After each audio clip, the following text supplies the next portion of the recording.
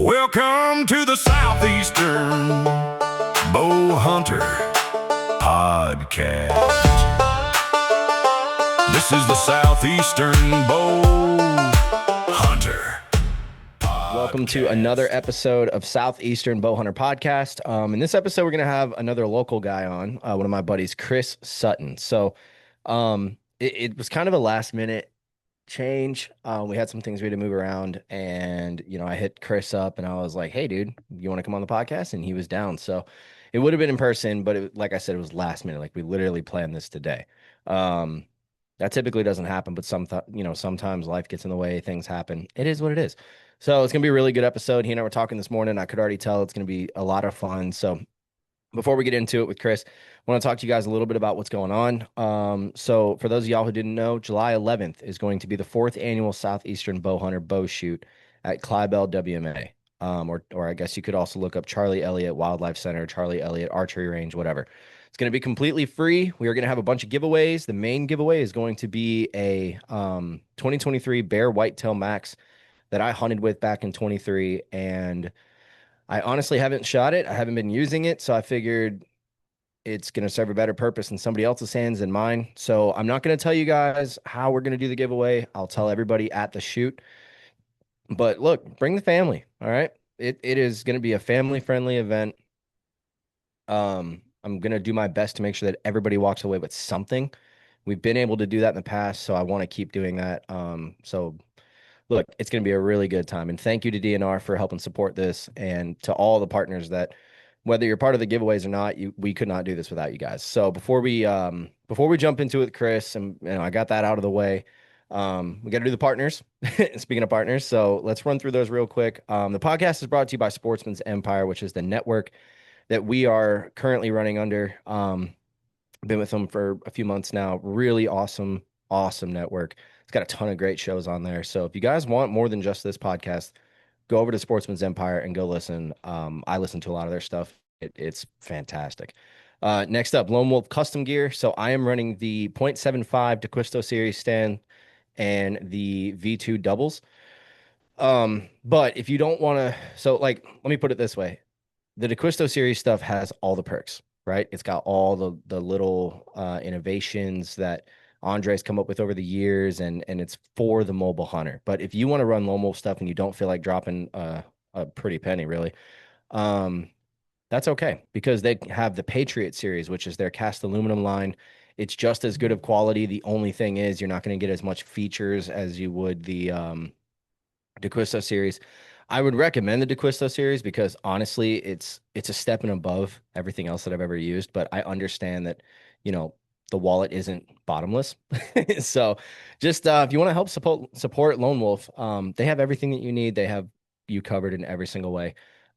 Stands to sticks, harnesses, all that stuff. So also concerning Lone Wolf. So right now the schedule for the Whitetail Roadshow has dropped. I believe they are going to be coming to Dalton, Georgia on August 8th. I'm planning on being there.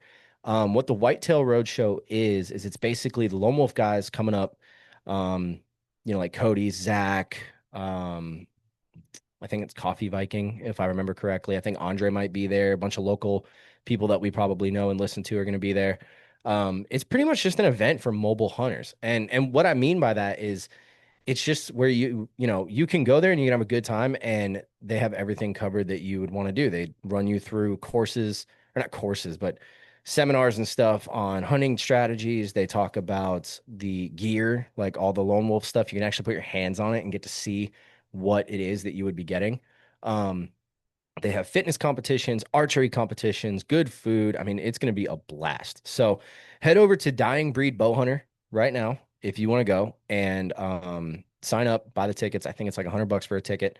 And I'm, like I said, I'm planning on being there, so hopefully I'll get to see you guys there. I know my buddy Case from Mississippi is talking about going. So we're gonna see if we can make that work. Let's see. Next up, Osseo Gear. So Osseo, I'm actually wearing their shirt right now. Pretty sick. Love the shirt. But Osseo Gear is the camo brand that we work with. Been working with them for a few years now. Absolutely love their stuff. They have, in my opinion, the best camo on the market. But that's in quality and design. So you guys want some new camo, head over to oseogear.com. Check out their leafy jacket. That's what I'm using. And dude, I'm really excited to get out in the woods with that thing this year. Let's see. Next up, boutique. So best arrow wraps in the game. I say it every week. There's really no other words I can use because nobody makes arrow wraps as good as Mike does. So um, he always does monthly drops. I know he did a t-shirt drop this month, which is pretty sick. There's this really funny looking cartoon possum on there that I really want to get. But yeah, boutique, dude, he is absolutely killing it. I mean, dude is super, super busy. He's absolutely changing the game when it comes down to arrow wraps. Like I said, best quality. So that's all I'm going to use, and I recommend you guys do too. Let's see, what do we got next up? G5 Outdoors. So G5, I've been shooting G5 broadheads on and off for the past 5 years. Um, Absolutely love them. I still trust the Megamate. I still consider the Megamate the best mechanical that's out there on the market. There are some that come close, but as far as I'm concerned, nothing beats the Megamate. So if you guys really are thinking about changing up your broadheads, maybe you're not shooting G5, head over to g5outdoors.com and check out what they have because they have you covered from head to toe. They've got fixed blades, mechanicals, 3 blades, 2 blades, all that stuff. Replacement blades, replacement collars, practice points that are aerodynamically designed to fly just like the broadhead. And I can tell you they do because I've tested it and I've sliced my finger open actually testing it. Um, Short story, but I shot a Megamine into a foam target one time to test it's called a ballistic match point. Well, I was testing it a few years ago and shot the Megamite into the target, and then I shot the BMP. Oh my goodness. Oh man, I'm so sorry, guys. My bad. I hope audio wise that didn't sound bad.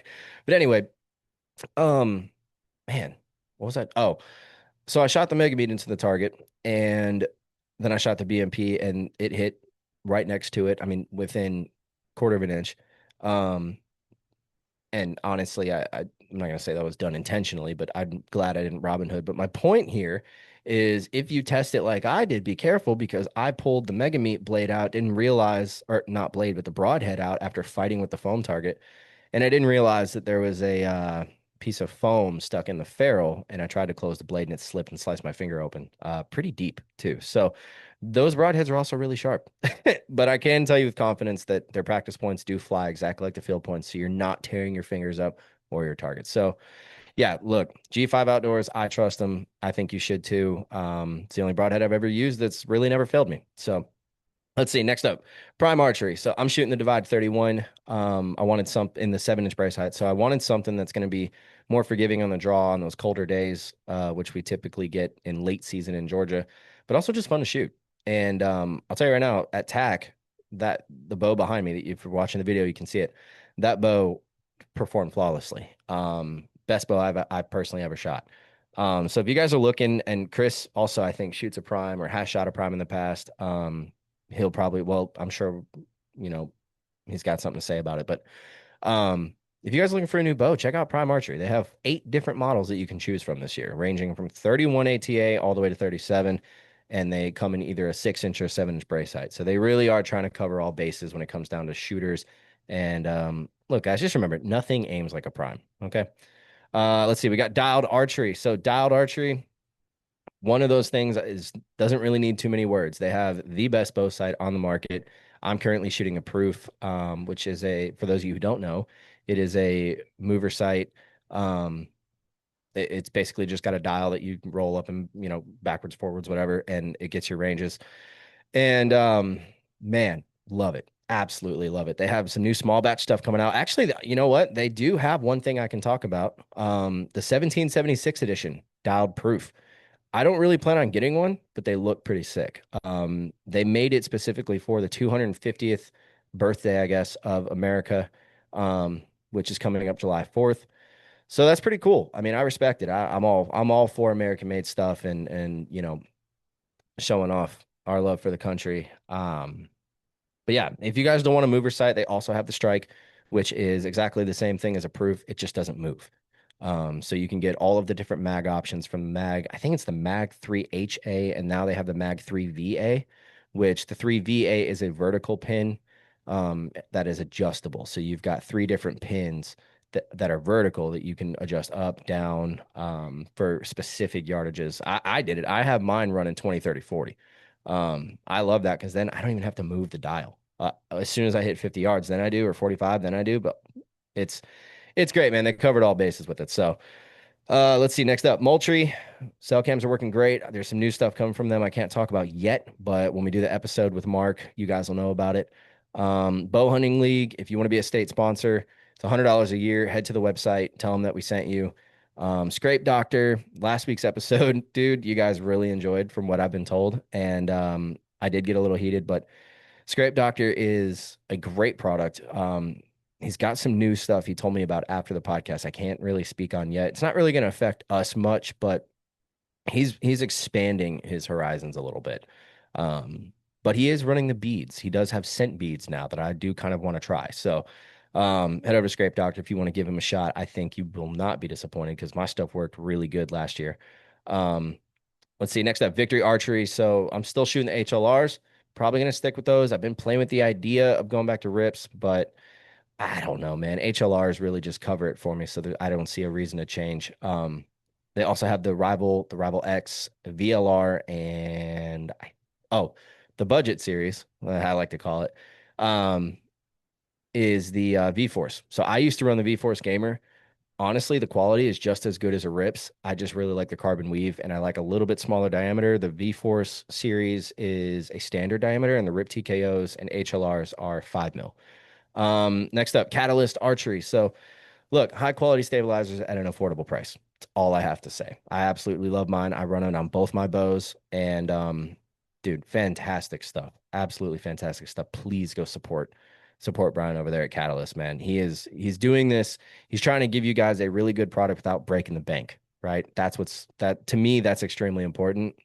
I've tested them. I've shot them against other stabilizers I have, and I'll be honest, man, they're just as good and they cost a lot less. So it doesn't hurt as much when you spend the money and you're like, oh, dude, I just spent $300 on a piece of carbon bar. You don't have to do that anymore. Um, and last but not least, Unbound Archery, which to me, best strings in the game. All right. I love my strings. Absolutely great. No peep twist. Already come to you pre-stretched. Amazing colors. Nick can do this thing called the Crayola package. And it's like a bunch of different random colors that you don't even know what you're getting until it shows up. I freaking love that. I think it's cool. I don't know if I'd ever run it because I'm so, OCD about my bow setup, but I really, really enjoy it, man. So that is all the partners. Sorry, I was running through some text. Um, yeah, man, that's all the partners. Things are looking really good for us. Shout out to, I think his name is Paige.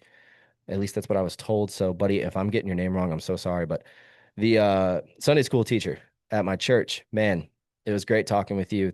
The whole church so I'll tell you guys this past Sunday a uh, we had a service where both our Rockdale campus and the Stanton Springs campus came together. It was amazing. People got baptized. We had a fish fry. Got to hang out with my in-laws Sunday school teacher who hunts. And dude, I think he said he's listening to the podcast now, so that's great. We had an amazing time. That place is literally becoming our second family. And so if you guys are looking for a really good church that is welcoming, that's loving, that teaches biblically accurately, and also just wants to help you get a better relationship with Christ, please come to our church, Stanton Springs, in Social Circle. If you want to know where it's at, I can send you the address.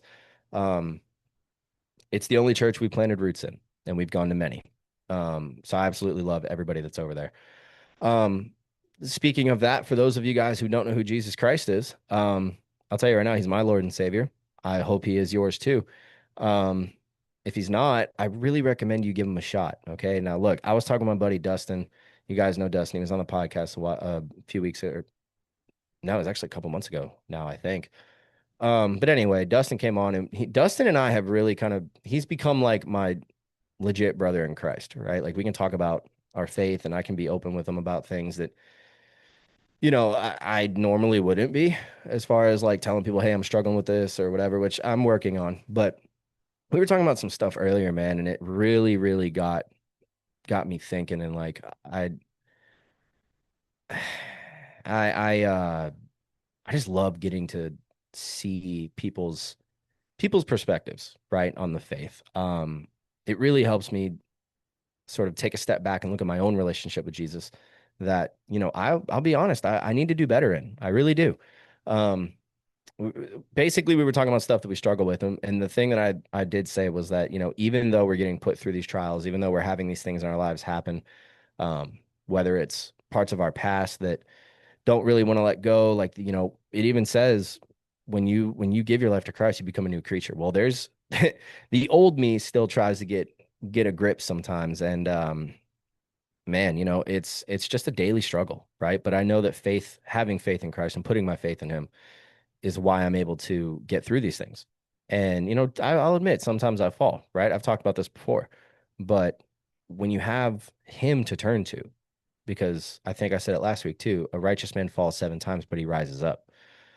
That right there, when you rise up and you turn towards Christ, that is exactly the right way to do it. And I'm not saying that I know this. I'm saying that's what the Bible says and what every single Christian teacher, priest, pastor, deacon, whatever, that is what they say, that we are going to fall. We are going to struggle, right?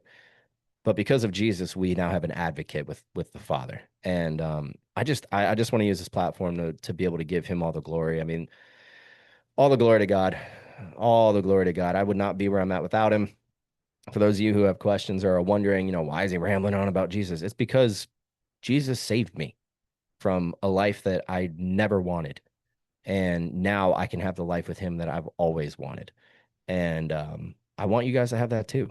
So that's my preacher moment. I'm sure me and Chris may end up talking about this a little bit more, but let's see, what time is it? Yeah, Chris is waiting on us. So I'm gonna go ahead and hop over to Chris. Yeah, man, let's get started with Chris Sutton. We got a first timer on here for, well, okay, I can't say for the first time in a while because we've had a few of those, but we got my buddy Chris Sutton on here. This is long overdue. I was telling him all day, I was like, dude, I've been wanting to get you on here, and it's like I think of it and then I get sidetracked because I have ADD, and then I forget, and then a month later I'm like, oh, I need to get Chris on here, and then the same thing happens. So I finally last night, or no, this morning was like, yeah, dude, you want to come on tonight? And it worked out. It worked out. So I'm very excited. For those of y'all who don't know Chris, and I told him we were going to do this before we jumped into any spicy stuff. Chris, why don't you tell Yes. people who you are and I guess how we know each other? How did that happen? Well, started hanging out at Ace in the archery department and started working there part time. And I guess we just started running into each other. And here we are. That's true. That's true. Very short and simple and sweet. I like Yeah, it. I mean, a No. couple of tacks, a couple of Yeah. shoots. Yeah. Dude, I remember, dude, see, that's the thing about you that I like is like I'll go like I think it was last year or maybe Georgia, but I think it was last year Yeah, that I ran into you out there and I recognized you, but I hadn't really seen you a lot. yep. I didn't know you like I kind of do now. And then I saw you, I was like, oh, hey, I know you. And then it was like, dude, we actually have people from Georgia up here that I recognize, not just people I Hmm. watch on YouTube and stuff. It was really cool. Um, so okay, let's get the nitty gritty out of the way first. So what is your story? How did you get into hunting? Like how did you get to where you're at now? Well, my dad hunted, carried me. He started carrying me when I was like 13, 12 or 13. Shot my first deer when I was like 14, a little button head. And then one morning, I didn't want to go, so he come down, dragged me out of bed, made me go, and I shot a 14-inch wide 8 pointer. Ooh, First buck, first horned buck, really, and been hooked ever since. So cost a couple of, deer season comes along, pretty much I'm going hunting. yeah. So So do you primarily bow hunt or do you do both? I do both, but primarily it's archery. You just can't beat them at 10, 20 yards, and What I'm I saying, know you man. there. Dude, you So know how many times I've argued that on this podcast? People are like, oh, well, I gun hunt, like with Josh, especially. yeah, I still give him crap every year. He's like, I'm taking the old rifle. I'm like, all right, go cheat. I don't care. Whatever you want to do. But no, I mean, it's just something about it. I will admit though, I'll be honest. I have lately been finding myself more. interested in like gun builds, like AR Mm-hmm. builds, you know? Because I forget who I was talking to about this. Oh, it was I think it was a guy at work yesterday that we were talking about ARs and all that stuff because he brought it up and then we were talking about grills and then we got back on ARs and guns and all that stuff. It just dude talk, you know. And Yep. he actually taught me how to make a brisket on a Weber, buddy. Oh, Oh, I know. After Father's Day, because I already know I'm getting one for Father's Day. I'm about to be chefing it up. But heck anyway, yeah. yeah, we were talking about ARs and I told him the weirdest thing happened to me, right? Like I shot guns quite a bit when I was younger, right? And Mm-hmm. I got into hunting pretty late, but I still shot guns whenever I got the chance. So I was very comfortable around, um, especially bolt actions. Oh I yeah. think I shot my first AR platform when I was like 12. I think it was a 308 or 300 blackout or something. I know it kicked. So I was Yeah. like, this is not a 5.56. But I really got into it when I got into hunting, and then I fell out of it when I started bow hunting. And now lately, it's like I I want to get some type of AR platform, probably 300 blackout. Um, That's just a because really good caliber. I like. it just sounds cool. Mm-hmm. Like I just like it for the name, you know. Yep. But what's interesting is you put me on on a bolt gun, right? Like on a bolt action. I'm comfy. I'm good. Yep. No problem. For whatever reason, when I go on a AR platform, it's like my body just instinctively doesn't like it. And I Hmm. don't know why. Like we were in Colorado a few years ago with my brother-in-law and my uncle, who my uncle elk hunts out there. And my brother-in-law is in the Oh, military, nice. right? Yeah. So you got these two dudes that are using guns all the time. I hadn't shot a gun in 4 years. And so because I got so into the bow hunting thing that my 308 upstairs has not come out of its case since 2020. Oh And wow. yeah, and I just stopped doing it. So what I'm getting at, the weird part was we get to the range, we're with the girls. I'm shooting, I think I started off with a 9 mil, which pretty comfortable with, no problem. Shot the 22 to show the girls how to do it. Again, no issue. And then my uncle pulls out his AR. And literally the weirdest thing happened. I shot one bullet and it's like my body, just the adrenaline dump was so high Mm-hmm. that my hands were shaking. And I'm like, I'm looking at my brother and I'm like, bro, what is going on? He's like, what do you mean? I'm like, I can't stop shaking. He's like, are you scared? I'm like, no, I'm not scared. It's like I literally have shot stuff bigger than this. I don't know what's going on, but I'm definitely not scared. Hmm. And he was like, when was the last time you shot? And I told him, he was like, oh, dude, it's just your body's not used to it. So we shot a little bit more and I got a little more comfortable. But the funny thing about an AR platform that I noticed, and I mean, you're bigger than me, so maybe you see this too, but it's like when I have it on my shoulder, Yeah. it's not that comfortable compared to a Yeah. bolt gun. Like, Yeah. and I'm sure there's ways to, I guess, adjust it, get a different stock or something. Because what I like is having a little more distance between me and the scope and the trigger. Oh yeah. I don't like it being all up on the shoulder. I know why they do that, but Mm. it's just weird, man. I mean, do you Yeah. find yourself dealing with that? I know this is Yes. not bow hunting related, but Yeah. I mean, I coyote hunt and hog hunt, and I got a 6 arc in AR, and I'm with the stock all the way out. I'm all up on it, yeah. but it ain't too bad. I'm on a tripod, so it ain't like it's Okay. moving. See, that So that was the difference. We didn't have that. We were like straight freehand. And I it felt made, bad too, because I was talking yeah, all this crap. My brother's in the military, right? So I'm yeah. like, I'm gonna show him what's up. This civilian knows how to shoot good too, right? And I go up there and and I'm just like, oh, my hands are shaking. What's going on, Josh? Like it was the weirdest thing. Um, but I don't know. It's just interesting, man. Because I look at it like with bows. I mean, you work in a bow shop, so you see a bunch of Yes, different builds all the time. yes, Um, So what's that like? I mean, I guess you're kind of like the precursor for me yeah. for when John comes on. What is It's bow shop life like? it's right now it ain't bad, but it's been It's been what? hard when I get off work, I Yeah. go there. So, and last year when I started, I really didn't know nothing. So they gave me a crash course and just been trying to fine tune it since then. And I mean, making one bullet hole is an accomplishment sometimes. Yeah. So I made it's my first one this year, so I know that yeah. feeling. And I mean, as long as you got good people to work with to help you out, it's a good time. I love being up there. So I was up Which there bow, anyway. So which bow shop is it? Just so we can do a shameless plug. uh, Ace and Social Circle. There you go, my man. So Hey, yeah, real put the quick, hat what's on. that? So. Are you getting abducted by aliens right now? What's that really bright thing behind you?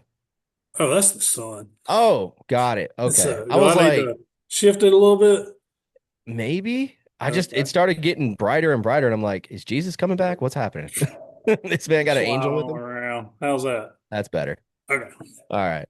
Yeah, dude, so were you there when Steve was a tech? Like, were you going in there? I was. Okay. So it I'm not gonna was. dive into that, but I'm just Uh, curious. I, I've I was there. I've been going there ever since they was down there beside the guns. So that's how I would come in there with an obsession. Mm. Uh, SS, I shouldn't. Never mind. Keep going. and everybody rags everybody about what bow they shoot. It's just part of it. So if you ain't ragging somebody, you ain't got a whole lot of friends. So, Yeah. I mean, you guys gave me crap for shooting that obsession for a little while when I had oh it. man, And then I'll never forget, dude.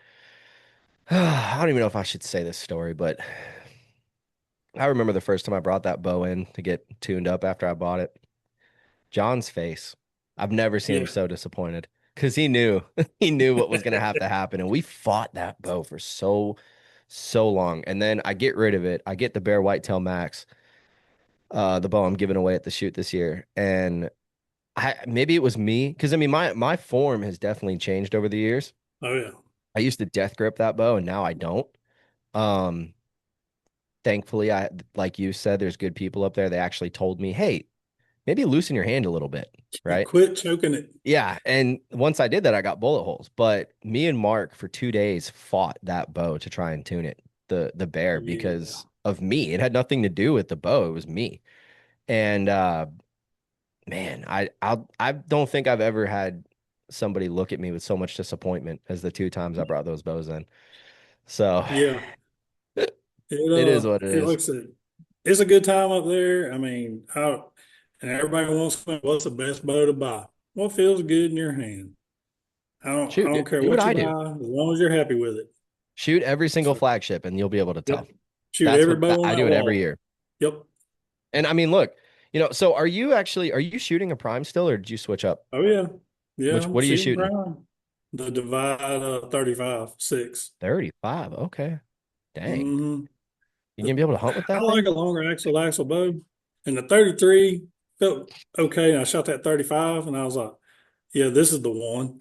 Yeah. So like, as soon as I let it go, I was like, this one. So, and I got it in Dude, 80 pounds too. So 80 pounds? yes, What's your draw length? 30. Oh, okay, never mind. I was gonna say, dude, you need to let me try and draw the thing back, but I cannot. It is Dude, not bad. The well, Bowtech I had before was on yeah. 75. See, it's not the poundage that would be the problem. It's the fact Just that how I'm long. 28. Yeah. Yeah. I'd be all the way back here behind my head, and then when I let it Yeah. go, my ear goes with it.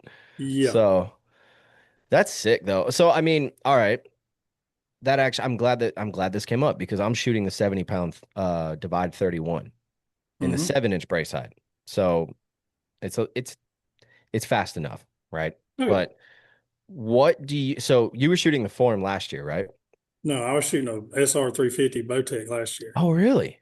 Yeah, I went from Bowtech to Prime. Did you? Okay, so what I'm trying to figure out here is your bow is the 6-inch or 7-inch? Yep. The 6-inch. Six. Okay. I shot the 33 6-inch. It felt a little more stout than the form did, right? Yeah. Which half inch or quarter inch difference, you're gonna feel that. But it still wasn't bad. Comparing what the 33 felt like, what would you say? Because I'm assuming when you shot them, they were 70 pounds. Yeah. Okay. How much worse is the 80-pound? Well, it's not bad. Like my Bowtech was on 75 and we Hmm. had to twist the cables and strings up to get it there. So I was like, well, I'm going to order 80 and just Yeah. let it down. I pulled it back and shot it. I was like, I ain't letting this down. I'm going to leave it where Dude. it's at. What's your speeds looking like right now? Well, my hunting arrow weighs 494. I'm shooting it like over 290. Oh my God. And that's without the speed mods? Yeah, Holy no crap, speed mod. dude. Have you shot the speed mods? No, No. I Okay. don't feel I need them. Well, yeah, because again, you guys see so many different bows. I'm sure Yes. somebody's got to have them. I know Yeah. when Jay would bring his stuff in, he is chasing speed. So I wouldn't be shocked Yeah. if he's shooting 80 pounds with the speed mods and twisted cables. But He might be. So yeah, Jay, if you're listening, don't get upset. We love you. But yeah, I've just been I've been curious, because I wanted to shoot the AX90 at TAC, and we didn't have yeah. we didn't have time. No. And like when we got there, we met up with Kevin and Case from Second Amendment Outdoors, and literally got out of the Jeep, grabbed our stuff, grabbed our wristbands. I had to Mm-hmm. go buy some field points because I lost all of mine. Granted, Oh I no. actually I found them, and we just had them in storage. So, it is what it is. But we did that, and then we hit the course. And then we get back, and we're all extremely tired. We wait in line for an hour and a half to get food, and then we Yes. leave because everyone's breaking down. And it's like, well, guess I'm not going to be able to talk to anybody. I literally talked with one dude, and that was it. Yeah. It So, was.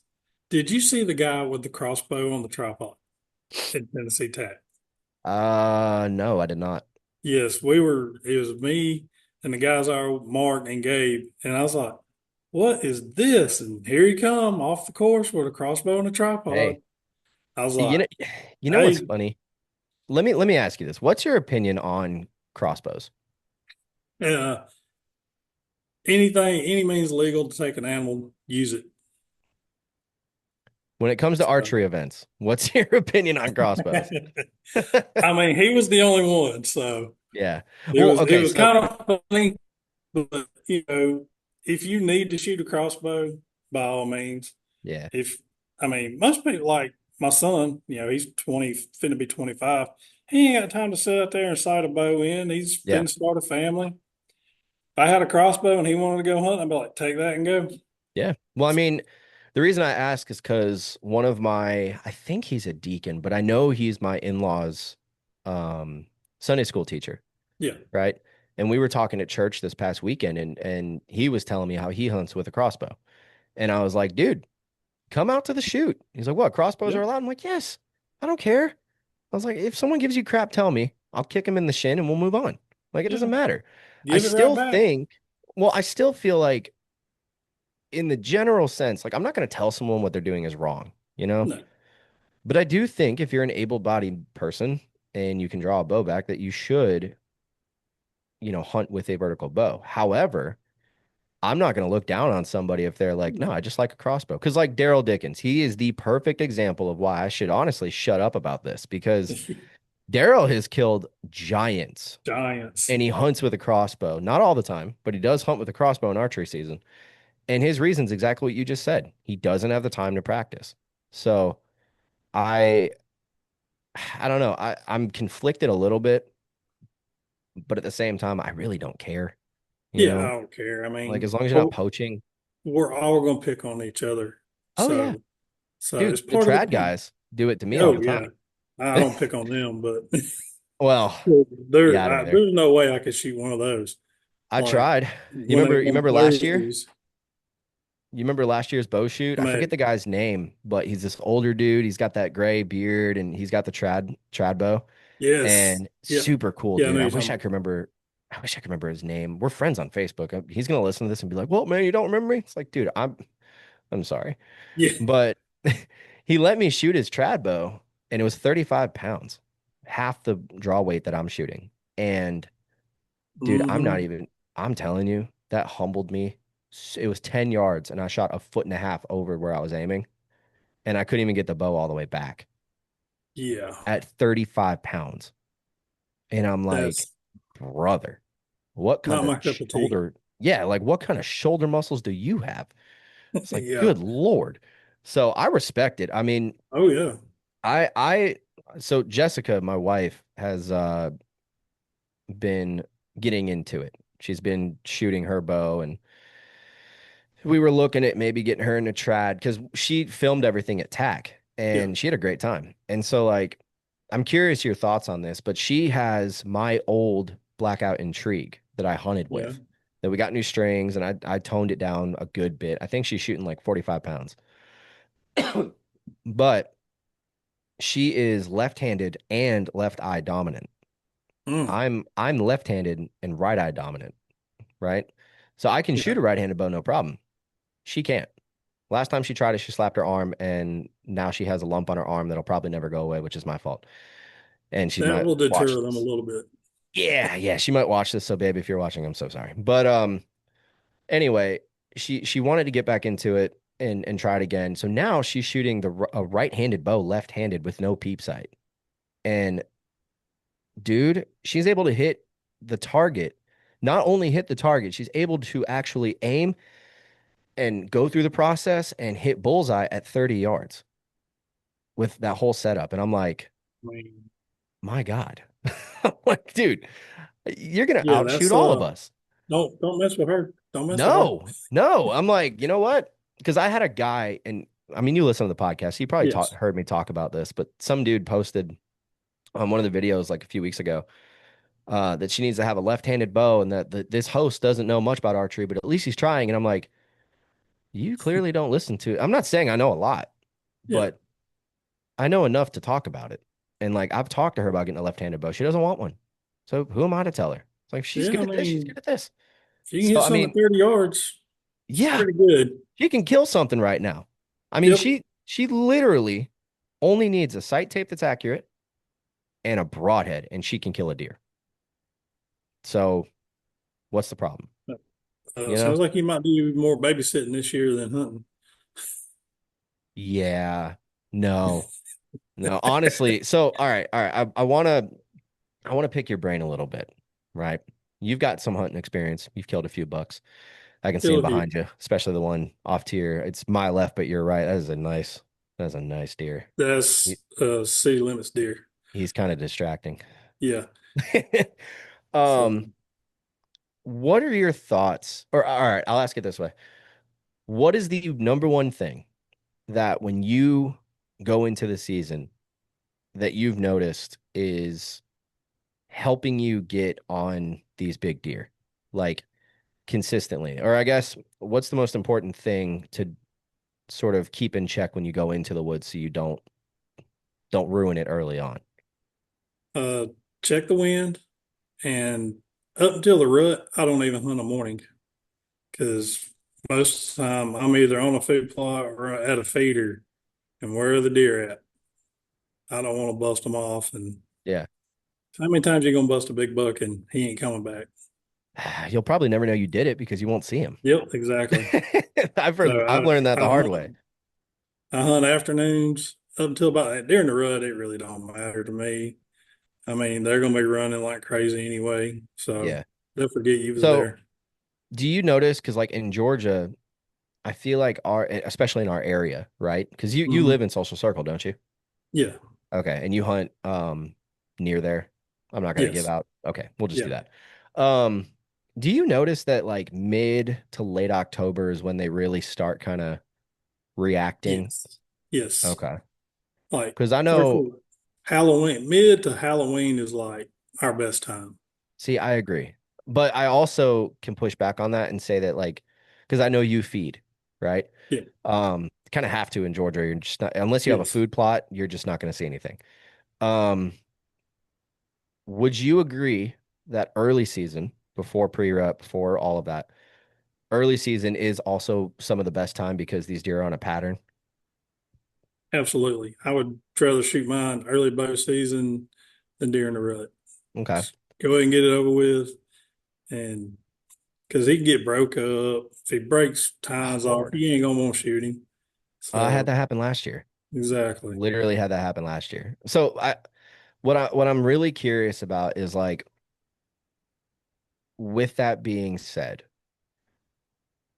do you have a strategy to, I guess, not bump these deer when you're putting food out, let's say every week? Let's just, I don't know if that's how often you do it, but or okay, what is your strategy? How do you go about it? I go fill my feeder every 2 weeks. I drive pretty much all the way to the feeder, Okay. fill it up, drive out. Before I get By the time I lock the gate, I'm getting pictures. So Really? they're watching me fill this feeder, Dude. literally watching. Granted, they're does, but not long after that, the bucks show up. Yeah. Like the see the one, this one right here. I drove in, filled the feeder, drove out, parked, walked back, got in the stand, and he come in downwind and 20-yard shot. Dude. So, and he was That is 5.5 years nuts. old. That is So, nuts. See, yes, they just that's got what used to seeing me come. So, that is what's so interesting about like this about I guess Georgia's situation because I feel like all right, so you said you don't hunt mornings in the early season. no, Do you know, or maybe you know, maybe you don't, but every single buck I've ever killed, Pickles, this other one I got over here, the spike behind me, whatever, always in the morning. That's the only hmm, time that I really seem to see bucks, except for one deer.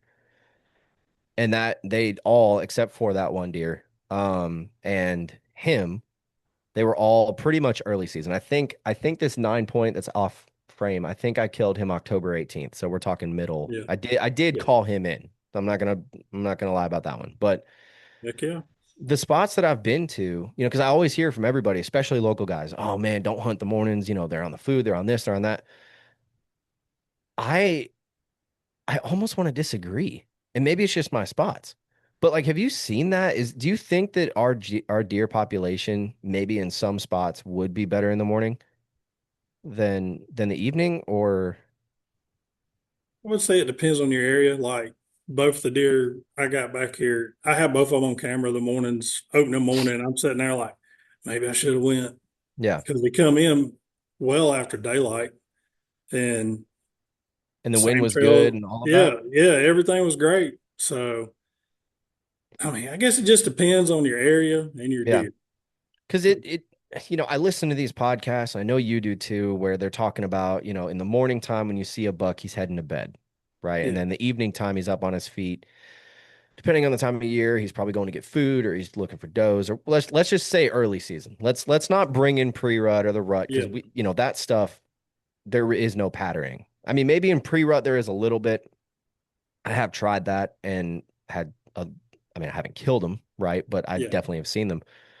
Um, but early season when food is king, yeah, I don't really know if I fully believe that at least the deer I'm seeing are going to their beds because unless they're just coming off of their trail, going to the food, and then they go back on it, which is possible, yeah, I don't really know because most of the time it didn't seem like it. It seemed like they were on their trail or they were on a mission or they were doing yeah. something.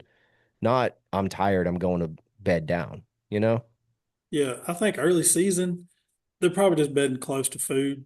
So, you know, So, like where my food plot or one of my food plots is food plot, a creek, another food plot. And it's thick on both sides of the creek. So they mhm, probably just bedding right there. So, but my stand's like 50 yards off that. yeah, So I don't want to, and it's right there where I park. So I ain't got to you walk do too you far. do run the risk, yeah. I Yeah. guess of maybe bumping them out. It just blows my mind, man, because like I love hunting afternoons because I don't have to worry about, especially now, going mobile with I'm no Yes. longer using climbers. I'm gonna have one set stand and then my lone wolf's gonna be my mobile setup. Um, but like I just I almost wonder if these deer, how can I put this? If these deer are bedding close, but they're also not, you know, I don't even know how to really put this into words. I know what I'm thinking, but I guess what I'm getting at is early season, they they don't seem to really have multiple betting, I guess is the best way to put it.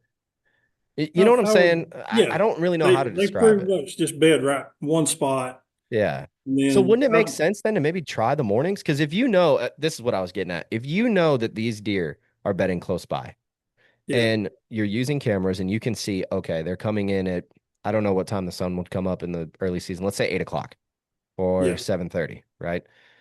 If you know that deer is not in there until 7:45, and odds are when you're walking in, especially if you have decent access, you're not going to bump them unless the wind Yeah. shifts and then you're screwed anyway.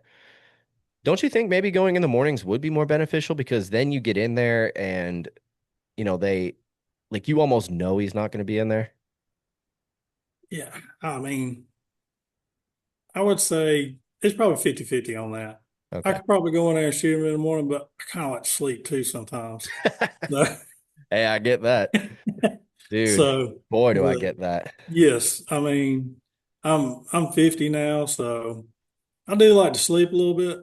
So, but if he ain't coming in the evenings and he's there every morning, I will go in the morning. But other Yeah, than that, I just rather hunt evenings. To me, I it's get just, that. I mean, if you're going morning and evening, it's less pressure if you just go one or the other. And I just rather go in the evening. Yeah. So, See, I and think my thing, honestly, if I'm just going to be totally honest, is I hate tracking deer when it's dark. I'm yeah, terrible at it. I've never, in the 7 years I've hunted and the 7 years I've shot at deer in the evening, I think I've only found like two. And I know a and guy. granted, some of them were a little bit of, I know you know a guy. We probably know the same guy. Yeah. Uh, I my thing is like all right, so 2 seasons ago I shot these does and both one of them was a it was with a fixed blade and I think I got her in the liver and I did press the issue. So that was my fault. It also was one of the creepiest nights of my life. I've never had 9 deer just follow me and be Wow. interested in what I'm doing. Yeah. Happened twice, which That's was crazy. crazy. But these deer also, I mean, these deer literally, dude, I had a 5.5-year-old that remember that deer trike that I was hunting, the big six? Yeah. Yep. Literally could go up there and feed him and he'd come trotting down the ridge and watch me and then go right to it when I left. Right. So they were Yeah. almost like pets. I literally named a doe Vicky just because. Right. I mean, we had another doe named Mary. My wife called her the Holy Doe because I shot her and Oh, it wow. hit her. Well, so there's like multiple stories in this, but Yeah. basically I shot Mary, hit her in the shoulder. The arrow broke. She did not die. And she was Hmm. old. She was like old, old. And last day of that season, I had her at 20 yards. I was hiding behind a wood pile because it was super, super cold and I already got down. I was frustrated. These deer come walking in, of course, as I'm loading up the truck, and Mary's with them. And so my wife told me, because she said she didn't want me to kill her, but she said that last week of season, if you get a shot, you can take it and I won't be mad. I was like, all right, cool. So I was in the stand praying and I was like, Lord, I don't know really what to do here. It's really cold. It's last day of season. I kind of don't want to do this anymore. I was like, Yeah. I want to go home and Yeah. be warm. I'm run down. Yeah, I was like, man, I've already lost one deer this season. I don't really want to do this. Or actually, no, it was two deer at that point. Um, which the second one, I feel bad, but she would always blow at me, so I kind of don't feel that bad. Um, No. Unfortunately, I never found her. That part sucked. I do feel bad about that. But anyway, this last day of the season, Mary comes walking up. I'm at the truck. They see me. They don't care. And I get this idea of, dude, I bet I could get within 20 just to Hmm. make it an easy shot. I bet you I could sneak my way through the woods behind the wood pile. They won't see me. The wind is perfect. They won't smell me. They'll see me walk off, but that's it. And I no joke, dude, get behind this wood pile and I'm crouched down. I've got my bow in my hand. I'm clipped on, dials on 20, and I'm ready to roll. And I step out and I draw back. And all the other deer run away but Mary. She is perfect broadside. I could have killed her. But no, no, as clear as you can hear me right now and see me, I'm telling you, this voice was in my ear saying, "Don't do it." Hmm. And I was like, I looked up a bit. Mary was just watching me, and I just put the bow back down. I was like, okay. And then what's cool about this is the following spring, we were over there. It was my father-in-law's parents. They were moving, so we were helping them move. And we go over there as evening time. And who steps out with two little fawns but Oh, Mary? And yeah. I was like, dude, it almost made me cry. I was like, you know what? I get it. It was like Yep. I can't even be mad at it. So yeah, I don't know where I was going with that. It was kind of a cool story, but yeah, it I guess deer are just weird. It's my point. Deer are I, very, very weird. yeah, and they're Cause so hard to really get nailed down, I feel like, especially older bucks. yes. That's one thing. Like What would you say? Let me ask you this. What would you say is the one deer? And I think I know the answer to this because I'm pretty sure you showed him to me Yeah, earlier. But yeah. for the people listening, what's the one deer story about a buck that like just gave you the runaround and sort of taught you a thing or two? It would definitely be the one I sent you. He was going to be my biggest with a bow. All summer watching him grow, and opening day it rained. I knew he was going to be there early. Sure enough, so I got in the stand early. Wind hit me perfect in the face. He comes in 30 yards, steps out, looks around, takes 2 steps back, and never daylighted again. And there was deer all in front of him. Like there's his sixth sense kicked in, and he said, "Not today. Do not have a clue what happened to that deer." You got neighbors So that he hunt? never daylighted again Do you have neighbors on that my hunt? property anyway. Hmm. Do So, you have any neighbors that hunt near you? uh, kind of. They're down the road, but kind of don't ever talk to them. Just know who that is hunting there. Yeah. So, Have you ever looked around to see if maybe you find like a deadhead? I mean, this was four oh years yeah, ago. So like yeah. if he was five, I mean, I'm not gonna say he's not alive still, but Oh yeah. I ain't saying that, but I haven't laid eyes on him. So, yeah, I mean, and knowing Georgia hunters, yeah, that'd be a miracle. last So year we had a 5-year-old eight and another big eight both got hit by cars on each corner of oh, our property. dude, So that's the that was worst. very sad. Do you ever drive past your properties and like look around and be like, if you see a dead deer, your heart kind of sinks for a minute because you're Oh like, is yeah. it a buck? Yeah. It's- Yep. It, Yeah. dude, it kills me. There was one over by one of the spots. I literally drive past one of my hunting spots every single day, and I Hmm. saw the blood before I saw the deer. And you know Yeah. how when they get hit by a semi and they drag them for a little bit. So Oh I yeah. saw that, and then I saw the mangled body on the other side, and I was like, I don't see any antlers. I don't see any nubs. That might be Yeah. one of the does that we had. So that still sucks. I hate it, but at the same Oh time, yeah. you know, Yeah. it I mean, I always try to bet on the deer that they're gonna make it. So yeah. they don't Hey, survive that long.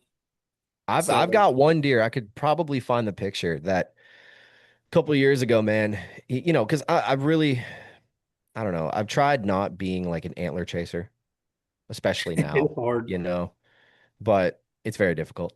And there Yep. was one deer that in Monticello I was hunting that was nice. He only showed up once, but I was like, dude, he's got to be around. Didn't see him last year.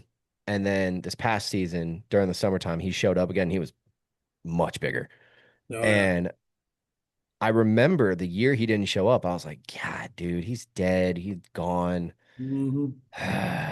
What am I gonna do? And there was other deer to chase. So it's not like the season was over, but I do remember when he showed back up, I was like, see, that right there, that's why you bet on him. Because Hmm. he could be skirting the camera.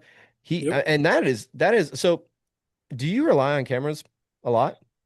Uh, yeah. I mean, I do. I think cell cameras have made a lot of lazy hunters. If you ain't showing up, I'm not going to go. But who's to say he wouldn't 10 foot to the left of that camera? Yep. So That's true. technology is Very true. a blessing and a curse. So, Yeah. Man, I've been playing with the idea because Cody DeQuisto is supposed to come on next week. And he doesn't run cameras at all. And his philosophy on it is like if you know the area and you know from the yep, past and you can find sign and stuff, there's a mature buck in there. You don't know what he is, but there's something around that it almost adds to like the mystery of it, like the mystique of it. oh yeah, And even though I do work with Moultrie and I love my Moultrie cameras, I've been playing with the idea of just one season not running them at a certain spot and just going when the yeah, conditions are right and seeing what yeah. happens, you know, or using woodsmanship because I don't run cameras on public anymore, and I don't I'm blame you. strictly using woodsmanship there, and it Yeah, hasn't paid off yet, but but and some of my friends that have kids have hunted like sitting with them, hunting with a rifle. They want the deer to stop broadside, and it'd just be normal walking. Don't have a clue where they're. I'm like, why didn't you shoot it? It was walking. That bullet gets there plenty of time. yeah, You could you have look killed where the he's deer. going and you find a Yeah. spot and you send it. Yes. we're on a gas line. You got plenty of time to shoot that deer. Wait, So, well, I just want it to wait, stop. wait. You're shooting a gun on a gas line? Yeah, Is that safe? yeah, Are you sure? yeah. Because They're it's a gas underground. line. They're Oh, okay. I was underground. about to say, dude, I hear a Yeah, they're big boom. underground. That ain't no gun. That's a freaking gas line blowing You up. you wouldn't know if it happens. That's for Oh sure. my Lord, that's So, crazy. but So go ahead. that property right there has the weirdest deer. They will not touch apple corn. Really? Well, it will mold. They will not, they'll walk right by it.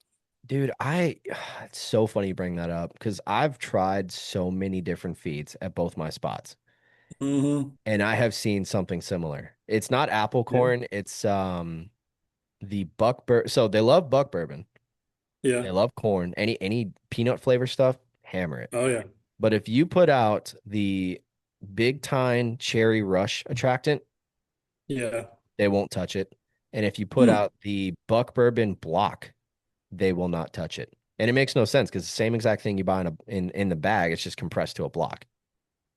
We tried the buck bourbon blocks at two of our spots, and deer wouldn't touch them. Like I don't get it. I don't either. I mean, they just like us. They just picky. We got some sassy deer. We got Yeah. some sassy deer Yeah. around here. They like that $1 feed. Yeah, they're like, oh, what is this peasant Yes. food? Yes. I We have a need the brush good I can stuff. eat. You think I'm eating Yeah. this stuff? Like, dude, can't Yeah. stand it. So I want to get your thoughts because the podcast I did last week, we talked a lot about deer regulations in Michigan, which obviously we don't live in Michigan. No.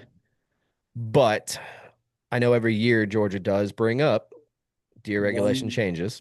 Hmm. Now we have CWD, so we know that scam is going to probably start working its way around. Yeah. Um, what are your thoughts on Georgia going potentially at some point in our lifetime to a one buck state? I would say I would probably fine with it, but what about the kids that are just coming up? Yeah. I mean, they don't need to be killing giants.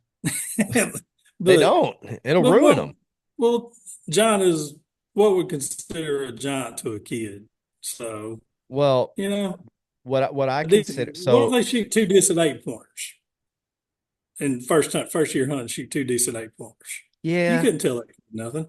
So I see, maybe I'm too harsh on the kids, right? no, But the way I see it, and again, it's just my opinion, so I'm not saying it's right. But if like my all right, so I have a 10-year-old daughter, right? yes, She's been wanting to go hunting. My niece has been wanting to go hunting. And they always try to talk crap because they don't know. Now I did it too. Okay, so I'm yeah, I'm just as guilty as they are. But they're always like, "Oh, what are you going to do if I kill the big buck on camera?" And I was like, "I promise you you're not. But if you do, if you yeah, do, fine, but I know you won't because you yeah, can't sit still for 5 seconds. And I don't have a ground blind, so I don't know how you think you're going to get out there. But yeah, my outlook on it is a giant to me, I go by like typical Georgia standards, so a yeah, 120 plus, I consider a giant. I know it's not, but because, it I've never killed one. I've only seen a few. I yeah. consider that like a goal, you Oh, know? oh, yeah. Um, so if Tiffany was out there and this 120 or whatever comes out, I don't know if I'd let her shoot it because and it's not for me, right? The, the Yeah, the reason being is, my first deer I killed was a year and a half old 8 point that in 4 years he probably would have been a 150. I'm not even gonna lie. Like yeah, he had good growth for his age. And I know that if I had shot a giant deer for my first buck, I would have been almost spoiled to a point, you and know? ruined. Yeah, I would have been like, oh, this 120, he's nothing. I want to kill a 180. Like it's just, and it Yeah, goes to the tagging out thing too, because it's like, yeah, do I think that a kid should be able to tag out? Yes. But at the same time, that's going to, especially their first season, they're yeah, going to go into the next seasons expecting that to happen. yeah. Every And time. then and then it won't. And then they're going to be Nope. like, oh, well, this is too hard because you know how the new generation is. Oh yeah. And then they'll quit. So it's like, True. to me, they need to work for it. just like we have. Yeah, yeah. But Oh, am I I wrong? didn't have baiting when I first started hunting, so it was You really had to work for it. you find a trail and you hunt that trail. Yeah. So you hunt where they're at, try to, and then baiting, and it changed the game. I mean, I think T-Bone said it best: if you're not baiting, you're waiting now. Yeah. So Dude, so baiting's interesting it is. because I've got buddies that live up north that don't bait, and they're always like, "Oh man, or they really don't sound like us. They're more like, "Oh yeah, you guys bait down there, yeah." And it's like, Yeah, yeah, we do actually. Like, "Oh, you see them big bucks over there, bud?" It's like, no, really, we don't, because these deer have learned yep, bait means death. They come in at yep. night, and so I'm curious your thoughts. Like, let's just say, okay, let's say Georgia does something drastic. Let's say they go $1 state and we keep our doe tags, but it's a $1 state, and they make baiting illegal. Ooh, I wonder how many people would quit. That's one thing. But I I wonder how also many would just wonder, quit. I wonder what the impact on the deer population would be in the sense of there's no more human pressure going. Because I've noticed when I go put food out, because I have to walk to both my spots when I Yeah. get there, and it's like I think one's like 150 yards, the other one's 200. There is an impact. And I'm Oh yeah. I'm in and out. I'm quick, but there's still an impact. Yep. And so I just do wonder, like, if I didn't do that, would they be more comfortable? Would the 5-year-old come to the feed in the daylight? Uh, the spot I was telling you about where I drove to it, I've been driving to it for years, Yeah. and both of those deer were religiously coming to the feeder.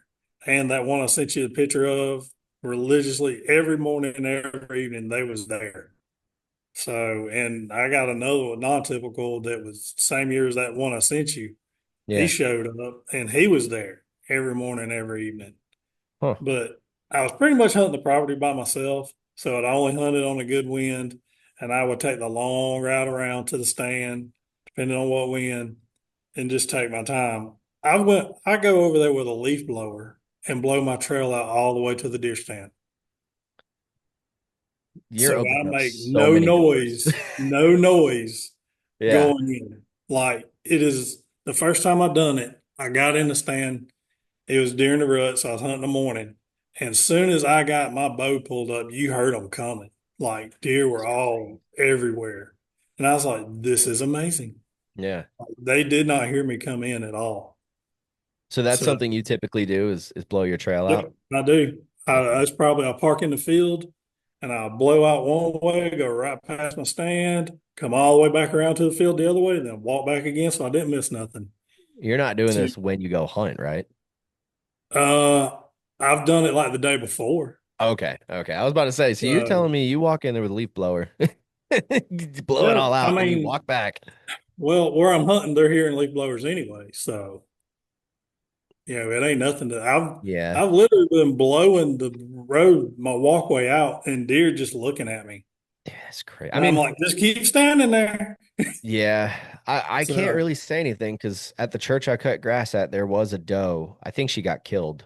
I think she got hit last summer, but there was a doe before that happened that every time I'd go there in the morning, because I yeah, would normally in the summertime cut Saturday morning so I don't, die of heat stroke. yeah. And this doe, man, she'd come walking through the parking lot and I'd be cutting grass or I'd be leaf blowing or something, and she'd just look at me, Mhm. go on her merry way, didn't care. And I'm like, Yeah. why can't all deer be like you? Like, Well, I were you wearing camouflage? no, I was wearing So, like I don't know, like a white shirt or something, or a yeah, I blue mean, shirt, like just regular clothing. some people say, well, they act different when you're in camouflage. I'm like, okay. You So, know, I I could see that just because visually speaking, our silhouette and how we look to yep, them is different. I think when we're wearing normal clothes, they're probably like, oh, that's a person, right? But yep. then when they see something that looks like a tree and it's kind of Bigfoot. blending in, but it's kind of not, it spooks them off. So, It's Bigfoot. God. Well, it's like that story I told you about my the guy at church telling me about the Yeah, water authority that one of the best tricks to do is go in there with a blue poncho and go to your stand, then take it off because the deer don't care. And I'm like, yeah. I never would have thought of that. So So years ago, I got draw. Me and my buddy got draw for BF Grant, and yeah. it was a flood, and we didn't have no ponchos, so we run to Walmart. All they had was blue ponchos. So we're in the deer stand with blue ponchos on, and I got mine pulled over my head. I'm on the phone with my wife, and she's like, "What's that noise?" I was like, "That's the rain." She's like, "Are you stupid?" I'm like, "What else am I gonna do? I'm here." Yeah. So as soon as I got out, here comes an eight pointer. He was legal, so I shot him that Uh, afternoon. Blue poncho for like a 125 comes strolling through there. And he was so close. He had a sticker on his base about as long as your finger. And I was like, sure wish I wouldn't have shot that eight pointer this morning because that was way bigger. He'll be So I bigger just next whipped year. my phone out and videoed him. Dude, And that's everybody's like, man, I crazy. shot that. I was like, See, not down here. that's why I like doing this podcast because and I'm not knocking other podcasts at all. I love listening to them, but the Oh, yeah. most podcasts for hunting are Midwestern, you Oh, yeah. know, and like out there, it's all ag fields and, you know, It's totally different. it's totally different. And here it's like, oh yeah, I killed him wearing a blue poncho. What? You Yeah. what? It's Yeah. just crazy because like the things we have to do, and that I think is why, because I was telling a guy the other day, he hit me up and we were talking about strategy and stuff like that. And I was telling him, I was like, yeah, I'm actually changing a lot of stuff this year, because for 7 years, I'd always need to feed them every week. There needs to Yeah. be food there. I need to be in this spot because even though I've already hunted it 3 times, I'm getting bucks in daylight. I'm doing this, I'm doing that. And I started really thinking on it. I'm like, dude, 7 years doing the same thing. I've never killed a deer that's older, or at least I'm going to say older, but I've never killed a deer over 102. Yeah. Something's got to change because this ain't working, you know? Yeah. And so this year, that's why I've been doing the food plus. That's why I've gone mobile. That's why normally this time last year, one of my better spots, I would have already had 5 bags of corn out, a food block. Yeah. I haven't Yeah. done any of that. I fed them here and there, but I'm kind of staying out. So I mean, Yeah. pressure wise, have you seen like have you ever done something like that where you've been trying the same thing over and over and over and it doesn't work and then you switch it up and now you're like, oh, should have done this all along.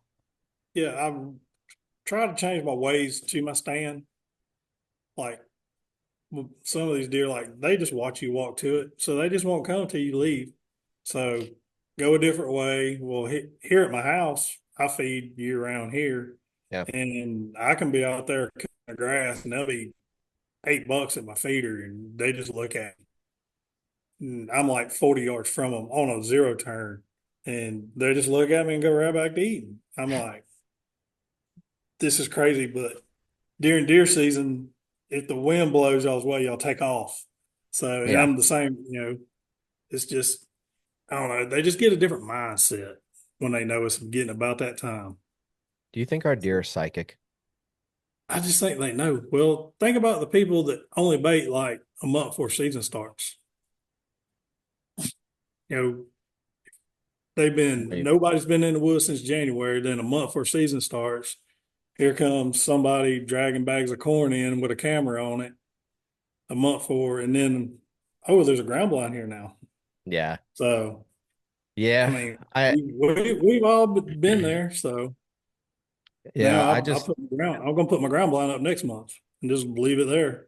yeah. Well, see, that's what I was thinking. I'm trying to pick out a time. I mean, honestly, I could do it Friday. I probably won't, but I need to go at least put my sticks up and set, Yeah. you know, the tree up for my stand. I may just do all of it in one go. I don't see why I wouldn't. My thing is, we get Joro spiders pretty bad, and I'm Oh, not yeah. trying to opening morning or opening afternoon. I already got to walk through about 20 webs. I don't want to climb the tree and then have one just bedded up in my stand, Yeah. In So, your beard when you get there. oh, dude, I make a game out of it. I Yes. literally make a game out of like if I'm having a rough deer season, to make myself feel better, I'll literally come on here and be like, "Well, boys, about 8 on the board with Joro spiders. No deer yet, but we are almost tagged out." Like That's right. it's I've so thought about bad. getting me a blowgun to shoot squirrels while you're in the deer stand. Ah, dude, if I did that, Jessica would kill me. She literally, her nickname is Squirrel. Like if Oh no, you can't do it you've, then. I'm sure you've seen her driving around. If you ever see a white Jeep with squirrels all over it, that's her Yeah. in Oh, Social okay. Circle. That's Yeah. her. Okay. And I mean, she even like, people don't know yet. They may have seen this on TikTok, but I'm working on new shirt designs, Yeah. and I did one its name is literally Jessica the Squirrel because it's a squirrel with a bow, Oh, and I'm gonna be putting t-shirts out with that on it. heck So yeah. if I shot any squirrels, she'd probably kill me. Yeah, So, this squirrels and armadillos about the noisiest animal coming oh, through the leaves. yeah. I actually had an armadillo on camera last night, and I was like, Yeah. note that, because that'll ruin a hunt real quick for me. Like I I told you this had morning about that buck yeah. on public. Those dang squirrels are the reason. I truly believe those squirrels are the reason I didn't kill him because Could be. I I thought he was mean, a squirrel. yep. But Yeah. How many times you since then you'd be like, oh, it's a squirrel, and then the deer just walked right by you. And believe you're it or like, not, wasn't a squirrel. believe it or not, I have not had that happen since because of that. Really? Because of Okay. that day, anytime I hear anything, I'm slowly looking and it's always a squirrel. Yeah. Every single time. Man. It is them suckers get noisy and then when they go to barking, oh no. You know, I don't notice they bark at deer like they used to either. yeah, I noticed that too. They used to, if they seen a deer, they were barking. Now they just bark at me. So Have you ever had a squirrel throw an acorn at you? I don't know if he throwed it, but he was in the tree and one has hit me. So Dude, my I don't, first he season, might have no dropped joke. No, I watched this squirrel freaking rear back and chuck it. it. That little, Well, you're in that's his the only home. time. First You deer was in season, his man. home. Yeah, well, no. So like I wasn't. That's the thing. But it was my first deer season ever. And I got in this rickety old, I think it was like an API climber. I had no harness, I had no tether between the pieces. It was a rough year. But I'm climbing this tree and it's like I can't remember if it was morning or evening. But all I know is I'm up in this tree and I hear this, the whole like that. And Yeah. I'm like, what the hell is that? And I realize it's a squirrel because I was very new to this, so I didn't know hardly Yeah. anything. And I see this squirrel and he's barking at me. He's like 10 feet away. I'm like, Hammy, what are you doing? I was like, I'm not even doing nothing to you. I kid you not. This dude takes a freaking acorn he had in his other paw and he just yoink right at me. And I'm like, I'm gonna give you Uh, one. I was like, I'm giving yeah. you one. Yeah. And then You do he just another one, we're scurried off. going. Yeah, I Yeah. was like, You do dude, what another the one, we're hell? going to war. I didn't think squirrels were capable of thinking like that, but apparently this one was. He So was a it's gangster. yeah, he was a thug squirrel, that's for sure. He might have had a teardrop tattoo. I couldn't really There you tell, go. but There you go. Yes. but no, So man. So I want to kind of go back. I mean, God, we're already almost at an hour. That's crazy. yeah. Um, so you would be for changing up and going to a $1 What if we had an earn a buck system? What if it was like Yeah. they I give mean, you I'm one? guilty of not shooting does. I'm guilty myself. I mean, here at my house, I bet there's 25 does running around here. And Hey, if you need help, my wife is like, you can't shoot the mamas. I'm like, some of them uh, gotta go. yeah, So I did shoot two last year. So I didn't hunt a lot last year. I was building a house, moving in a house and everything. So didn't hunt a lot, but I did shoot two does and I think the neighbor shot two does, but it didn't. yeah, So they're just everywhere here. I was like, think about it. If every one of them does has two babies, my feed bill just went up tremendously, yeah. tremendous. Oh, I know. So now I Well, got a 8 acre food plot of those Austrian winter peas, and man, they love those things. really? Yeah, you can get them at Ace. Those things. I got like 8 acres planted, and man, they love those. Hmm. So See, they'll I feed me. put what's that? I think it's Whitetail Institute no plow or Yeah, whatever. And I did that right before we had this last storm system come through. yeah, And then I also at my house, because I wanted to test it, I couldn't remember how good it was. So I just got a bag of throw and grow and threw it in the yeah. backyard because we had some, patchy spots.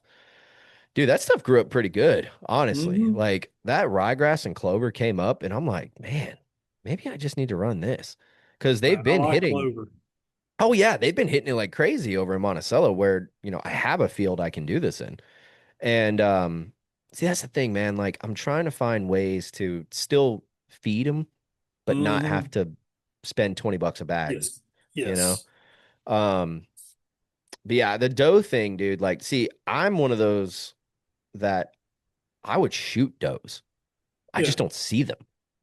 I mean, I see more young bucks than I see does. And Yeah.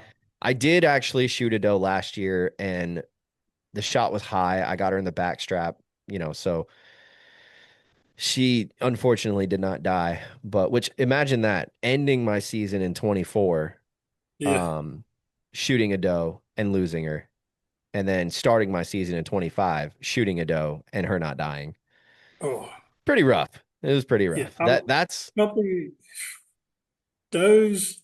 I mean, a doe is harder than a to oh kill. yeah, I completely I've agree. carried my wife a couple of times. We found out she's afraid of heights. Mm. So she was halfway up the ladder in a two man in the stand. She said, "What are you doing?" She goes, "I think I'm afraid of heights." And I'm like, "Get your butt on up in that stand. Hurry up." And we got up there and there was no shooting a deer that day. I was Yeah. like, "You got to be still." She's like, "I can't." So we got That's down. I good. went and got a ground blind, put it up, and I had a crossbow. And I was going to like, we had these 5 bucks coming in the field. I was like, "Pick you one out and shoot." She goes, "I want a big one." I was like, "Yeah, me too." But shoot one of them. Yeah, This this is doe, Georgia. We don't yeah, really have those. yeah. This big old doe come out and looked right at that ground blind, stomped and blew, Oh, cleared dude. the field. And I looked at her and I said, "That's why we shoot them." Yep.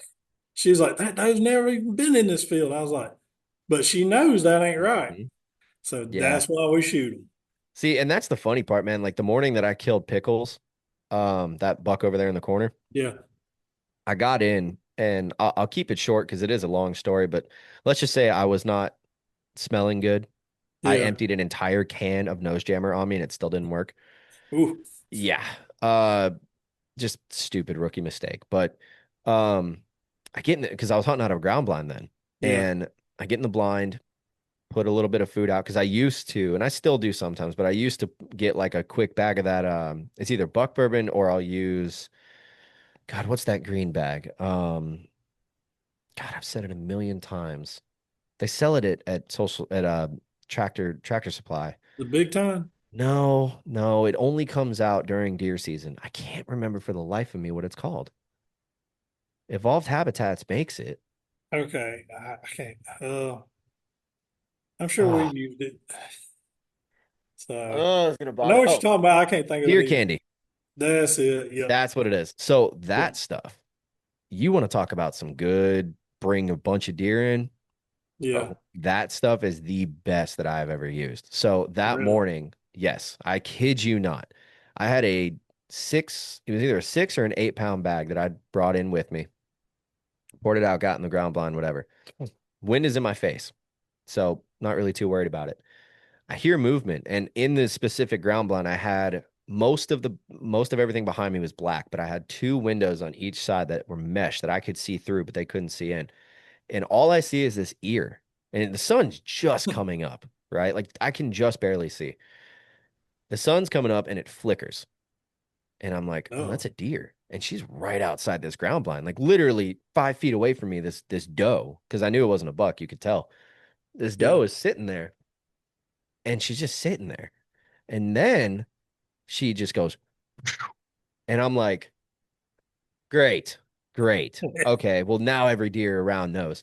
What she ended up doing is I know she smelled me, but I don't really think she Yeah. knew what it was because the mixture that was going on was just Yeah. really sort of messed up. So it wasn't right, but it also wasn't something she smelled before. And so she blows, 10 minutes go by, she comes back, and now she's in front of me. And this is only the Oh, second week of season, right? I think I've killed I don't even think I've killed a deer with my bow yet. hmm. It was 20. Yeah, I hadn't even killed a deer with my bow yet. So I'm thinking, dude, I need to shoot the. But see, the problem was cell cameras. I had two target bucks that have been daylighting all week, right? Yeah. And Pickles was one of them. And so I'm like, I'm probably going to regret this, but I'm going to let her go. So I let her go. And Dude, an hour goes by. It was like 8:15. I'm kicking myself. I'm like, God, dude, I should have shot her. And I bow my head down. I'm like, Lord, I really want to kill a buck. Please send one of these, send anything at this point. Honestly, I want to kill a buck, but I'll shoot whatever, right? Anything that doesn't have spots.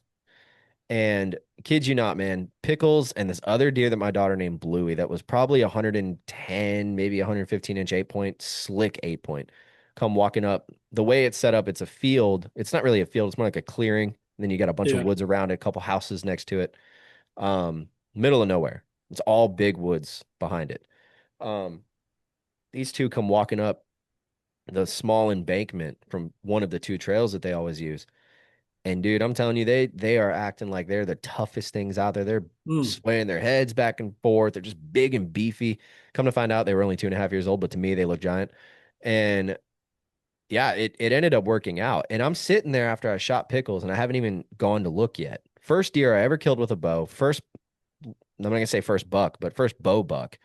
Yeah. And I'm like, I smell like a garbage dump, and they still came in. That doe came back. Mm. And so for like a year, I'm thinking, oh, dude, I'm good. Yeah. Then I come to find out how smart does are. And yeah, they're harder to kill, in my opinion. Yeah. They're Yeah. 100% harder to kill. I They know that will was kind of a clear a long way field. to say that, but Yeah. they are. I'm almost to the point where it's like if you can kill a mature doe, Yeah. that You're is doing more something. respectable than a mature Yeah. buck Yeah. because I would agree with that. they're just So so dang smart, dude. yeah. I was like at one of my properties, I had me and the wife went by and there was a doe out there, and I was like, look at the size of that doe. And she was like, she is huge. And the next week I was in the stand and here she come. I shot her, carried her down to Bishop, Yeah. Mike Bishop. And with her up on the rack, her whole chest was still on the ground. Oh my, you shot a He was horse. he was like, where'd you kill that? I was like, at my spot. And he was like, that thing's huge. I was like, yeah, she had to go. Yeah. Did you age her? No. So, but I mean, her head, I wear a size 13. Her head was longer than my foot.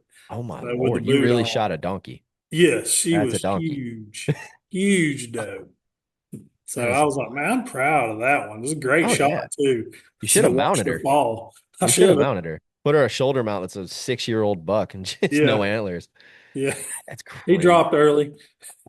Yeah, dude, that's So wild. yeah, Well, that's look, probably before the biggest doe I've ever killed. That one. and that's the thing is like Mary, she was big, but she also I mean, I would honestly range her at probably 8 to 9 years old. I mean, Dang. she was so old. Honestly, there were times that she, would look at me because it's irony, right? I'm sitting in the Yeah, stand. I have all these other does around me, but none of them are giving me a shot or they're too small. And, because I watch them all year, so I know the fawns. Like I literally watch these deer, hmm, on their moms feeding up to the point where they lose their spots. And I'm like, I don't know, man. Like there's so little. yeah. But then Mary's standing there. She's the only one that gives me a shot. And there were even times that she picked me out in the tree and she'd look at me and just put her head back down. And I'm like, Yeah. you're either the stupidest deer that I've ever seen, or you are so calm, or you want to die. And you're asking me, hey, these kids are running me freaking crazy. Can you do it, please? Please? You already Do me a shot me once. favor. Do it again. Yeah. Like, it's crazy, man. But look, before we wrap this up, what would you say is the one thing that's different in our area as far as hunting goes compared to, other places like maybe the Midwest or maybe even places in Georgia? Well, I've been to Nebraska hunting. I've been to Ohio hunting, and it's them deer up there are real trail oriented. Like Really? you see a good deer trail here, you probably hardly ever see a deer on it. Yeah. You find a good deer trail there, hunt that sucker. So Okay. it's Nebraska. I didn't kill nothing. My buddy killed a 160-inch 8 pointer, and that Jeez. thing he called me. I ain't even left yet to go. He called me. He was like, dude, I just shot a 200. And I was like, what are you talking about? I mean, he's still in the deer stand. I watched him fall boat. And he goes, he's 200. And I'm like, dude, I haven't, I'm finna leave work. Got up there, he sent me a picture, and he goes, "It's not a 200, I know, but look at the size of this eight." And it was like we scored it, before drying. It was like 160 even, Jeez, straight dude. eight. For an This eight sucker was point, beautiful, yeah, and for an 8 point, that's huge. Because I think the world yes, record eight is like 186. yeah, it's So nuts. that is that's gnarly. Yes, have you ever That's looked up like world record 6 pointers? yeah, I look at them all the time. Dude, Yeah, that is, when I was dude. hunting trike, I looked it up. I was looking it up all the time. It is I'm still insane how big convinced. some of them are. Oh, it's insane. Like I'm still convinced trike was a 130-inch frame 6 point. And then what's funny is Daryl shoots a 130-inch 6 point, and I was like, maybe 125. It's like, Yeah, I don't know. yeah, That's that man right there. I ain't never met him, but he lays some whoppers down. dude, he he blows my mind with Yes. how he does it because I'm convinced that there's certain people like Josh. I'll use Josh as a really good Mhm. example. I even said this to him when he was over here doing the podcast with me a few weeks ago. Him and guys like Lee Ellis, I feel like when God was forming them, he's like, this dude right here is going to see big deer and he's going to kill big deer. And then when he formed guys like me, he's like, he's going to struggle a little bit, you know? Yeah. Because Yeah. I mean, seriously, like Josh, and I don't mean to, glaze the dude or whatever, but it's like I do the exact same thing he does. Because I've asked him, I'm like, hey, because we hunt, dude, one of my spots he gave to me. Like he's Yeah. hunted there for years. And so I was like, Josh, what did you do over here to be successful? And he's like, I did this, this, and this. So I did this, this, and this. Yeah. The only difference was that I wasn't in the same tree. And looking back, I should have been. I was being stubborn and stupid, but whatever. Cover Tree wasn't as, placement is oh, key. it's yes. And Key. I, it's so funny, dude, because I looked this pat like when spring was just coming in and the foliage Yeah. was just starting to bloom. I went over there to put a food block out and move a camera, and I actually looked at the tree that I was in last season, and then I looked at the Hmm. tree that his stand is still in, and it finally clicked because I'm like, oh, of course you can get away with it being Hmm. 15, 20 yards because where I'm gonna set up, because I'm not going as high, I'll probably go Yeah. 12 foot maybe. Yeah. But even at that, the back cover is perfect. My silhouette, Yeah. I'll blend in perfectly. The tree that I was in, I was getting skylined. And I Mm. wasn't, it didn't click last year when I set that up. So I'm like, oh, I'll be fine. I mean, dude, I even bought fake tree branches and put it on my tree stand thinking that was going to help. Man, It didn't do anything, right? I've been wanting to do that. Buy the branches and put around. Have you I seen have the some. screw thing that they I got? I literally saw have the some. other day. You can have them. I have six. I've got three that are in the back of my truck, and I have three others that are in a box in my work van right now you can have because I seen a thing. I sent it to John at Ace the other day. It was like the screw-in bow hanger, but you can slide leaves in it so you can slide it around when you get in the stand. oh, I was that's like, funny. that's pretty slick. Yeah. Well, these So, aren't like that. These I got them from I bought them from Novix last summer just yeah, because I was looking at ways to stay more concealed instead of just moving my stand because I was lazy. And they work. You just have to zip tie them to the tree yeah, stand. Like if you hunt out of a hang on, perfect. yeah, If you hunt out of a climber, you can do it. It's just gonna be harder to get them up there. Plus you're kind of changing the visuals and stuff like the deer will catch on. yeah. But you can even use it on a ground blind. You could stick them in a ground blind and brush it in a little bit. But Hmm. yeah, dude, it's funny that you say the tree stand placement's key because I finally figured that out. And it's like I'm so excited about this deer season because not only have Yeah, I figured that out, I also have the leafy jacket from Osseo and I put yeah, it on and I looked at myself in the mirror and knowing how I'm gonna be set up, I'm like, oh, they're never gonna see me, dude. It's yeah. it's like this is gonna be nice. Um, but yeah, That's man, the way the tree is at Monroe. If they're under you, they can see you. If they're out in front of you, they can't see you, and I can stand up, draw back. It's it's great. man, I'm So excited. yeah, I wish it was deer season. Or actually, I'm glad it's not because I haven't no, it's really too dang gotten hot. everything. So Well, get used to it because early season is going to yeah, be like this too. yeah, Um, that is one thing that I do like about early season mornings. It's not that hot. cool. Yeah, Yeah. So, yeah. but look, man, thank you for coming on. No problem. Appreciate This it. Like I said, this was your it's been first an one, honor. right? Yeah, Yeah? first podcast. You So have a good time? I'm telling you, I've been nervous all day. Bro, look, it's literally the same. If you're at Ace and I'm at Ace, it's the same exact thing. There's just a camera and a It microphone, is. you know? It is. Um, So but I appreciate it. yeah, dude, of course. And look, I want to get you back on probably late, maybe late summer or August. So either late July Okay. or August. Okay. Um, because I want to go over like a deep dive strategy wise and talk about scrapes, trails, what you do with sign, all that other stuff, how you change things up during the season. Because you clearly know what you're doing. So I feel like I could Yeah. learn a thing or two. Listeners could learn a thing or two. When I was having I went on a tear where I was killing a wall hanger like every 2 years, and everybody in the hunting clubs get mad at me. But I was Yeah. hunting every single day. If you can hunt every single day, if, they say you're just lucky. If you make your own luck, if you're there every day, there's a good chance he is going to walk out in front of you Yeah. in legal shooting hours. So, but you know, I don't do that. I don't hunt every day no more, but I try Yeah. to do it. Well, and being a weekend warrior, man, Yep. it is tough, you know, and Yeah. that I did learn the most important thing is having the time to go and also Yes. making sure you don't mess it up going in. But like having talked to people on this podcast and guys that literally, I mean, Spook Span is a great example. That dude's got, I don't even know how many 200s. I know he's got 30, God, what did he tell me? 32 or 34 200-inch whitetails and 22 200-inch muleys. It's insane. That's it. But see, the thing is, he's got the time to go. You know what I'm Hmm. saying? He's got the means Yep. to do That's it. all it So does. yeah, and like Lee Ellis, he's I got was the about to time to say, look go. at Lee. All they Yeah, do is hunt. So, or exactly. all he So does. it is harder for guys like us that maybe don't go as much, you know, but we can still do it. I mean, like I said, Yeah. Josh hunts a little more than I do, and the dude's killed a deer over 120 for the past 5 years. I mean, Man. every single year, I've known Josh now for 8 years, and every single year he has killed a deer that is bigger than anything I've seen except for two. Mm. Yeah. And That's, it's like he's got a gift, man. I'm but you telling gotta you. give him crap. You gotta say, but you're doing it with a rifle.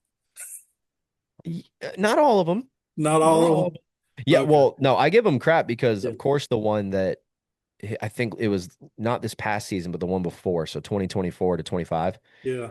he did shoot 121-inch 8 point that we had to track for a mile, Mm. and he shot it with a bow. And so I do give him crap for that because that was not a fun night at my house. No, that's a long night. Yeah. Because then when you Yeah. find it, you gotta go all the way back. No, thankfully we didn't have to. Tisha was nice enough to drive and meet us, but Oh, that's awesome. yeah, it was my first time ever using dogs too, and so it was an experience, but Oh yeah. it was not worth because like I'm sure you've probably heard the story on here, but for people that haven't, he shoots this deer. This is also the night that I saw a trike twice, Ooh. and I Yeah. could have killed him, but wasn't in the cards, right? So I go over to help Josh track. We're looking for blood. We find blood, but we don't find the trail. We find like little spots here and there. We spend like 2 hours looking for it. The thing is, Jessica was at her mom's, Yeah. and the plan originally was I was going to hunt that day and then go spend time with the family. But then Josh texts me and says he needs help. So I tell Jess, I'm like, hey, I'm gonna go help Josh. She's thinking we're gonna find this deer and it's gonna be quick. 4 hours later, Mm-hmm. and a pissed off wife, which I get, she had every right to be. Mm-hmm. It wasn't worth it. I mean, it was a great time, don't get me wrong, but she didn't come home that night. She stayed at her mom's, which I get. It probably would have been pretty bad if she did come home. And I fixed it. Everything's fine. And she was Yeah. totally in the right for that. But it was one of those things that like I do give him crap for that because I'm like, yeah, we fought because of that deer. So thank you. So Yeah. it is what it is, man. I mean, that stuff happens, But Yep. It's kind of part of it. anyway, yeah, late July, early August, want to Okay. get you back on and do a deep dive. And the next one should be in person. Okay. So hopefully the setup would be a little bit better. And yeah, dude, I don't know. You got Yeah. anything you want to We tell the live people very listening? far apart. So Do what? I don't think we live very far apart. No, no, you're literally 30 minutes from me. It's not Okay. bad at all. So, but before we get off here, is there anything you want to tell the people? Anything they need to know or shout out for Ace or anything Um, like that? yeah, come get your bows worked on before the day before deer season. No, don't do that. Don't. God, please, guys. Don't do it the day before. I need You gotta, strings. Oh, you're gonna have oh, to buy a new bow. yeah, dude. I feel for you guys when that happens. I really do. Man, If I knew how to it work on blew, bows, I'd come help. But dude. It blew opening day last year. I think we sold like 6 bows on yeah, opening day. because people are like, "Oh, it's bow season. I Yeah, need new strings." Not gonna happen. Get a new bow. no, And then, you gotta buy a new bow. So yeah, it's been to get crazy there. I mean, you've been there when it's crazy. So oh yeah, that's why I get all my stuff done now if I I'll need to. try. I I'm want mine coming. done in February. Oh yeah, yeah. I'm coming in Friday to get Jessica's arrows finished up and have them cut Okay. and built, and that's it. And I may bring, one of the bows or something. Say, hey, can y'all check this out? Make sure it's all good. But I mean, they're shooting fine. Yeah. So I don't know, man. It's crazy, but all right, Yeah. man. Well, thank you for coming on. It was a great episode. I'm Appreciate glad it, it was your man. first time. I'm glad I could be your Yeah. first time. We popped your podcast cherry. Yeah, I was kind of waiting on that one. Yeah, yeah. So I wasn't gonna say it, but I'm like, you know what? I'm gonna do it yeah, anyway. But yeah. oh man. Well, guys, remember, Christ is King. Go read your Bible and go shoot your bow.